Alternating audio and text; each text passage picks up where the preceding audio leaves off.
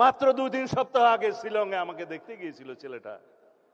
বলেছিলাম, বাবা এত অল্প বয়সে কেন পাসপোর্ট ভিসা করে মা বাবার টাকা খরচ করে আমাকে দেখতে এলে?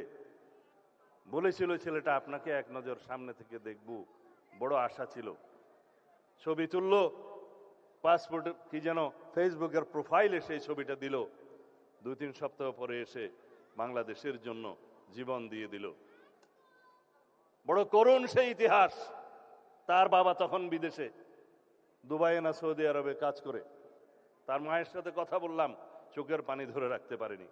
সে আজকে বলল যে শহীদের বিচার করুন আগে, আমরা দেখতে চাই এই দেশে প্রত্যেকটা খুনের বিচার হয়েছে। প্রিয় শফির উদ্দেশ্যে বলতে চাই, সবার উদ্দেশ্যে বলতে চাই, মানে প্রধানমন্ত্রী আমার নির্দেশ দিয়েছেন একটু বিচারের কি অবস্থা খোঁজখবর নেন, আপনার বক্তৃতায় বলবেন। আমি আপনারা নিশ্চয়ই জানেন, এগুলো শুধু স্মরণ করিয়ে দিচ্ছি।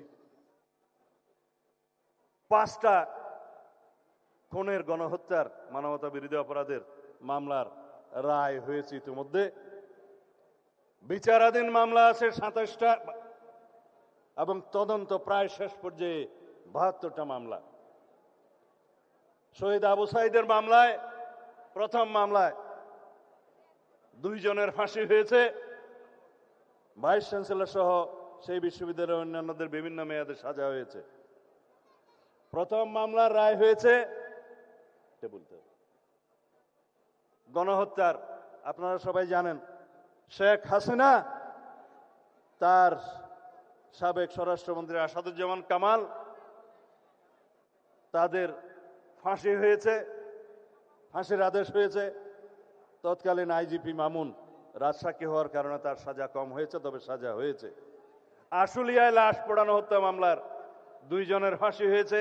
ওখানে সাবেক একজন স্বৈরাচারের দূষণ এমপি আছে, ওসি আছে, ডিআইজি সহ অন্যান্যদের যাবজ্জীবন সহ বিভিন্ন মেয়াদে সাজা হয়েছে। চানকারপুলের হত্যা মামলার ফাঁসি হয়েছে তৎকালীন স্বৈরাচারের দূষর পুলিশ কমিশনার হাবিব এবং জয়েন্ট কমিশনার সুদীপ্ত, তাদের ফাঁসির আদেশ হয়েছে। অন্যান্যদের বিভিন্ন মেয়াদে সাজা হয়েছে।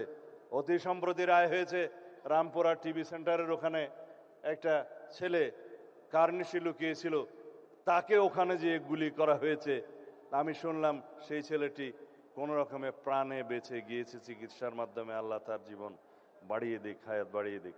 কিন্তু সেই ঘটনায় আরো 2-1 জন, একটা শিশু সহ হত্যা করা হয়েছে তাদেরকে। সেই মামলায় রায় হয়েছে, ফাঁসির আদেশ হয়েছে তৎকালীন পুলিশ কমিশনার হাবিব, ওসি এবং অন্যান্যদের বিভিন্ন মেয়াদে। সর্বশেষ হাসানুল হক ইনু নামের একজন স্বৈরাচারের দোষর আছে, তার বিচারের রায় বেরিয়েছে।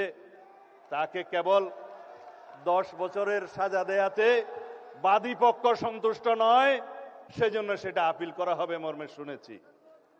তার অন্তত যাতে সর্বোচ্চ সাজা হয় সেরকম বিচার, সেরকম মামলা আরো আছে, সেই মামলাগুলোতে আশা করা যায় সে বিচার কার্য করা হবে। আজকে যারা এই অনুষ্ঠানের আয়োজন করেছেন, জুলাই 24 শহীদ পরিবার সোসাইটি এবং আমরা জুলাই যোদ্ধা কেন্দ্রীয় নির্বাহী কমিটি, তাদের প্রতি আমার অনুরোধ রইল, আয়োজকদের, তাদের প্রতি আমার অনুরোধ রইল, এই জুলাইয়ের চেতনা নিয়ে যেন আমরা কেউ ব্যবসা না করি। যারা জুলাইয়ের চেতনা নিয়ে বিভিন্নভাবে রাজনৈতিক সংগঠন করে রাজনৈতিক ফায়দা নেয়ার জন্য চেতনা বিক্রি করছে, তাদের পরিণতি কিন্তু ভবিষ্যতে দেখা যাবে। ইতিহাস কিন্তু তাই। যারা 71-এর মুক্তিযুদ্ধের চেতনা বিক্রি করত, তারা চেতনা বিক্রি করতে করতে আজকে দিল্লি যেয়ে বসে আছে। বাংলাদেশের মানুষ তাদেরকে উৎখাত করেছে।